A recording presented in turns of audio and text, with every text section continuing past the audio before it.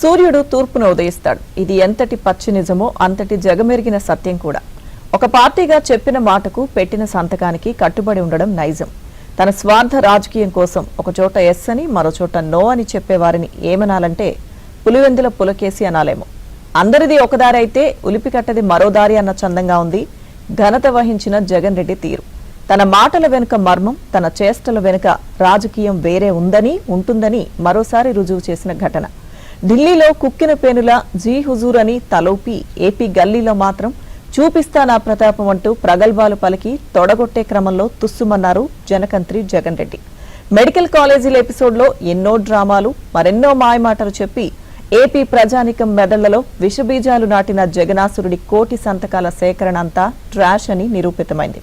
తెలివిగా వ్యవహరించామనుకునే గజ దొంగ కూడా ఏదో ఒక చిన్న క్లూ వదిలేసిన చందంగా పెద్ద క్లూనే మాయం చేసి జనం దగ్గర దొంగ మార్కులు కొట్టేద్దామనుకున్న జగన్ రెడ్డి పప్పులు ఉడకలేదు సరికదా, అడ్డంగా సాక్ష్యాధారాలతో సహా దొరికిపోయారు. ఎక్కడన్నా కూడా చంద్రబాబు నాయుడు వినకుండా దీనికి ముందుకు తీసుకొని పోతే మాత్రం ఆ తర్వాత కాలేజీలు తీసుకున్నోడిని మాత్రం మనం అధికారంలోకి వచ్చిన వెంటనే 2 నెలలు జరగకమునిపై అందరు జైల్లో ఉంటారు. ఆ కాలేజీలు తీసుకున్న వాళ్ళు మాత్రం. ముఖ్యమంత్రి చంద్రబాబు మేం చెప్పినట్టు వినకుండా మెడికల్ కాలేజీలను ప్రైవేట్ వాళ్లకు ఇస్తే తీసుకున్న వారిని 2 నెలల్లోపు జైలుకు పంపిస్తానని పులివెందుల ఎమ్మెల్యేగా జగన్ రెడ్డి చేసిన బహిరంగ బెదిరింపు. మీరు జైలుకి కాదు కదా, మీకు ఇష్టమైన భాషలో మీకు తెలిసిన భాషలో చెప్పాలంటే వారి నెత్తి మీద వెంట్రుకు కూడా పీకలేరని జగన్మోహన్ రెడ్డి గారికి ఆ పార్టీ నాయకులకు నేను తెలియజేస్తున్నాను. Public private partnership is the best model.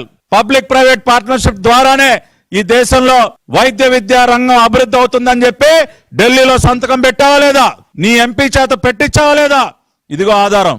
మళ్ళీ వాళ్ళు ఇక్కడ దొంగ సంతకాలు ఏంటాయా? దేనికి వెళ్తా ఉన్నావు గవర్నర్ దగ్గరికి? ముందు దీనికి సమాధానం చెప్పు.